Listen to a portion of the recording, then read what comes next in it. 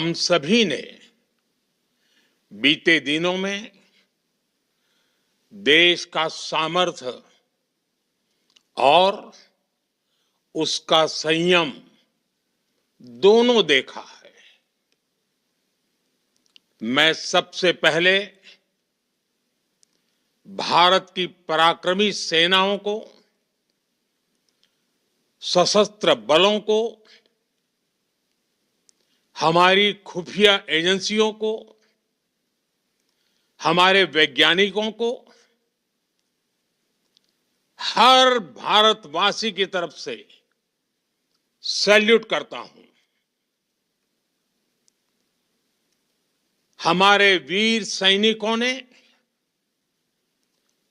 Operation सिंदूर के लक्ष्यों की प्राप्ति के लिए असीम शौर्य का प्रदर्शन किया।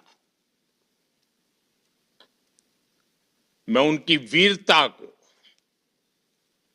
उनके साहस को, उनके पराक्रम को आज समर्पित करता हूं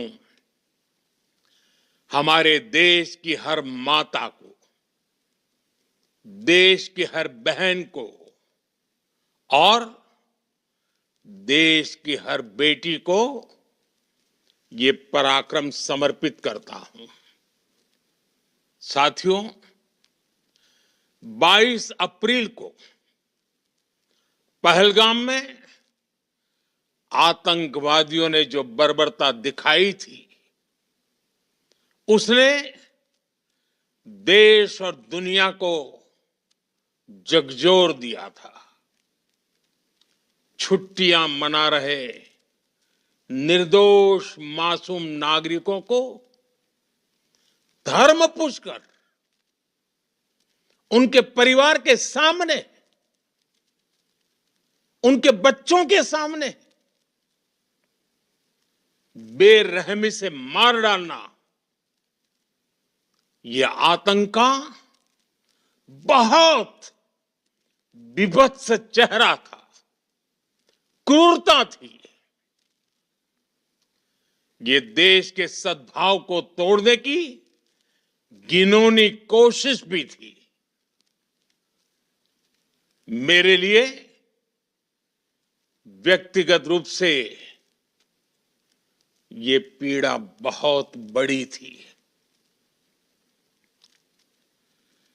इस आतंकी हमले के बाद सारा राष्ट्र, हर नागरिक, हर समाज, हर वर्ग, हर राजनीतिक दल एक स्वर में आतंक के खिलाफ कड़ी कार्रवाई के लिए उठ खड़ा हुआ। हमने आतंकवादियों को मिट्टी में मिलाने के लिए भारत की सेनाओं को पूरी छूट दे दी और आज हर आतंकी, आतंक का हर संगठन जान चुका है कि हमारी बहनों बेटियों के माथे से सिंदूर हटाने का अंजाम क्या होता है। साथियों, ऑपरेशन सिंदूर ये सिर्फ नाम नहीं है,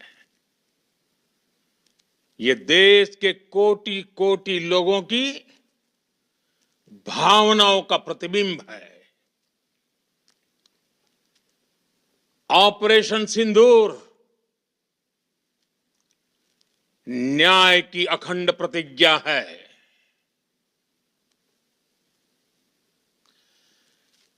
6 मई की देर रात, 7 मई की सुबह पूरी दुनिया ने इस प्रतिज्ञा को परिणाम में बदलते देखा है।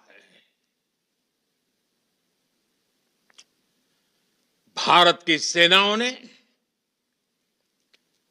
पाकिस्तान में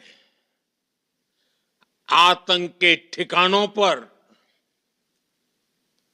उनके ट्रेनिंग सेंटर्स पर सटीक प्रहार किया। आतंकियों ने सपने में भी नहीं सोचा था कि भारत इतना बड़ा फैसला ले सकता है। लेकिन जब देश एकजुट होता है, नेशन फर्स्ट की भावना से भरा होता है, राष्ट्र सर्वोपरि होता है, तो फौलादी फैसले लिए जाते हैं, परिणाम लाकर दिखाए जाते हैं। जब पाकिस्तान में आतंक के अड्डों पर भारत की मिसाइलों ने हमला बोला, भारत के ड्रोन्स ने हमला बोला, तो आतंकी संगठनों की इमारतें नहीं, बल्कि उनका हौसला भी थर्रा गया। बहावलपुर और मुरिद के जैसे आतंकी ठिकाने एक प्रकार से ग्लोबल टेररिज्म की यूनिवर्सिटीज रही है। दुनिया में कहीं पर भी जो बड़े आतंकी हमले हुए हैं, चाहे 9/11 हो, चाहे लंदन ट्यूब बॉम्बिंग हो, या भारत में दशकों से जो बड़े बड़े आतंकी हमले हुए हैं, उन सब के तार कहीं ना कहीं आतंक के इन्हीं ठिकानों से जुड़ते रहे हैं। आतंकियों ने हमारी बहनों का सिंदूर उजाड़ा था, इसलिए भारत ने आतंक के ये हेडक्वार्टर्स उजाड़ दिए। भारत के इन हमलों में 100 से अधिक खूंखार आतंकवादियों को मौत के घाट उतारा गया है। आतंक के बहुत सारे आका बीते 2.5-3 दशकों से खुलेआम पाकिस्तान में घूम रहे थे, जो भारत के खिलाफ साजिशें करते थे। उन्हें भारत ने एक झटके में खत्म कर दिया। साथियों, भारत की इस कार्रवाई से पाकिस्तान घोर निराशा में गिर गया था, हताशा में गिर गया था, बौखला गया था। और इसी बौखलाहट में उसने एक और दुस्साहस किया। आतंक पर भारत की कार्रवाई का साथ देने के बजाय पाकिस्तान ने भारत पर ही हमला करना शुरू कर दिया। पाकिस्तान ने हमारे स्कूलों, कॉलेजों को, गुरुद्वारों को, मंदिरों को, सामान्य नागरिकों के घरों को निशाना बनाया। पाकिस्तान ने हमारे सैन्य ठिकानों को निशाना बनाया। लेकिन इसमें भी पाकिस्तान खुद बेनकाब हो गया। दुनिया ने देखा कि कैसे पाकिस्तान के ड्रोन्स, पाकिस्तान की मिसाइलें भारत के सामने तिनके की तरह बिखर गई। भारत के सशक्त एयर डिफेंस सिस्टम ने उन्हें आसमान में ही नष्ट कर दिया। पाकिस्तान की तैयारी सीमा पर वार की थी, लेकिन भारत ने पाकिस्तान के सीने पर वार कर दिया। भारत के ड्रोन्स, भारत की मिसाइलों ने सटीकता के साथ हमला किया। पाकिस्तानी वायुसेना के उन एयरबेस को नुकसान पहुंचाया, जिस पर पाकिस्तान को बहुत घमंड था। भारत ने पहले 3 दिनों में ही पाकिस्तान को इतना तबाह कर दिया जिसका उसे अंदाजा भी नहीं था। इसलिए भारत की आक्रामक कार्रवाई के बाद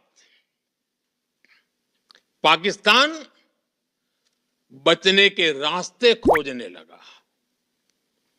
पाकिस्तान दुनिया भर में तनाव कम करने के लिए गुहार लगा रहा था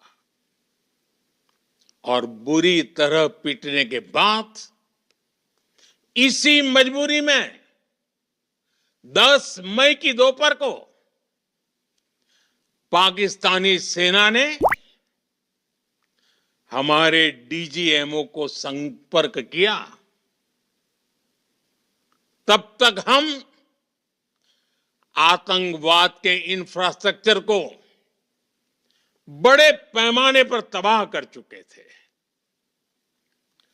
आतंकियों को मौत के घाट उतार दिया गया था। पाकिस्तान के सीने में बसाए गए आतंक के अड्डों को हमने खंडहर बना दिया था। इसलिए जब पाकिस्तान की तरफ से गुहार लगाई गई, पाकिस्तान की तरफ से जब ये कहा गया कि उसकी ओर से आगे कोई आतंकी गतिविधि और सैन्य दुस्साहस नहीं दिखाया जाएगा, तो भारत ने भी उस पर विचार किया। और मैं फिर दोहरा रहा हूं, हमने पाकिस्तान के आतंकी और सैन्य ठिकानों पर अपनी जवाबी कार्रवाई को अभी सिर्फ स्थगित किया है। आने वाले दिनों में हम पाकिस्तान के हर कदम को इस कसौटी पर मापेंगे कि वो क्या रवैया अपनाता है। साथियों, भारत की तीनों सेनाएं, हमारी एयरफोर्स, हमारी आर्मी और हमारी नेवी, हमारी border security force BSF, Bharat के अर्धसैनिक बल लगातार अलर्ट पर है। सर्जिकल स्ट्राइक और एयर स्ट्राइक के बाद अब ऑपरेशन सिंदूर आतंक के खिलाफ भारत की नीति है। ऑपरेशन सिंदूर ने आतंक के खिलाफ लड़ाई में एक नई लकीर खींच दी है, एक नया पैमाना, न्यू नॉर्मल तय कर दिया है। पहला, भारत पर आतंकी हमला हुआ तो मुंह तोड़ जवाब दिया जाएगा। हम अपने तरीके से, अपनी शर्तों पर जवाब देकर रहेंगे। हर उस जगह जाकर कठोर कार्रवाई करेंगे जहां से आतंक की जड़ें निकलती हैं। दूसरा, कोई भी न्यूक्लियर ब्लैकमेल भारत नहीं सहेगा। न्यूक्लियर ब्लैकमेल की आड़ में पनप रहे आतंकी ठिकानों पर भारत सटीक और निर्णायक प्रहार करेगा। तीसरा, हम आतंक की सरपरस्त सरकार और आतंक के आकाओं को अलग अलग नहीं देखेंगे। ऑपरेशन सिंदूर के दौरान दुनिया ने पाकिस्तान का वो घिनौना सच फिर देखा है, जब मारे गए आतंकियों को विदाई देने पाकिस्तानी सेना के बड़े बड़े अफसर उमड़ पड़े। स्टेट स्पॉन्सर्ड टेररिज्म का यह बहुत बड़ा सबूत है। हम भारत और अपने नागरिकों को किसी भी खतरे से बचाने के लिए लगातार निर्णायक कदम उठाते रहेंगे। साथियों, युद्ध के मैदान पर हमने हर बार पाकिस्तान को धूल चटाई है और इस बार ऑपरेशन सिंदूर ने नया आयाम जोड़ा है। हमने रेगिस्तानों और पहाड़ों में अपनी क्षमता का शानदार प्रदर्शन किया और साथ ही न्यू एज वॉरफेयर में भी अपनी श्रेष्ठता सिद्ध की। इस ऑपरेशन के दौरान हमारे मेड इन इंडिया हथियारों की प्रामाणिकता सिद्ध हुई। आज दुनिया देख रही है 21वीं सदी के वॉरफेयर में made in India defence equipments, इसका समय आ चुका है। साथियों, हर प्रकार के आतंकवाद के खिलाफ हम सभी का एकजुट रहना, हमारी एकता हमारी सबसे बड़ी शक्ति है। निश्चित तौर पर ये युग युद्ध का नहीं है, लेकिन ये युग आतंकवाद का भी नहीं है। टेररिज्म के खिलाफ जीरो टॉलरेंस, ये एक बेहतर दुनिया की गारंटी है। साथियों, पाकिस्तानी फौज, पाकिस्तान की सरकार जिस तरह आतंकवाद को खाद पानी दे रहे हैं, वो एक दिन पाकिस्तान को ही समाप्त कर देगा। पाकिस्तान को अगर बचना है तो उसे अपने टेरर इंफ्रास्ट्रक्चर का सफाया करना ही होगा। इसके अलावा शांति का कोई रास्ता नहीं है। भारत का मत एकदम स्पष्ट है। टेरर और टॉक एक साथ नहीं हो सकते। टेरर और ट्रेड एक साथ नहीं चल सकते और पानी और खून भी एक साथ नहीं बह सकता। मैं आज विश्व समुदाय को भी कहूंगा, हमारी घोषित नीति रही है, अगर पाकिस्तान से बात होगी तो टेररिज्म पर ही होगी। अगर पाकिस्तान से बात होगी तो पाक ऑक्युपाइड कश्मीर पीओके उस पर ही होगी। शांति का मार्ग भी शक्ति से होकर जाता है। मानवता शांति और समृद्धि की तरफ बढ़े, हर भारतीय शांति से जी सके, विकसित भारत के सपने को पूरा कर सके, इसके लिए भारत का शक्तिशाली होना बहुत जरूरी है। और आवश्यकता पड़ने पर इस शक्ति का इस्तेमाल भी जरूरी है। और पिछले कुछ दिनों में भारत ने यही किया है। मैं एक बार फिर भारत की सेना और सशस्त्र बलों को सैल्यूट करता हूं।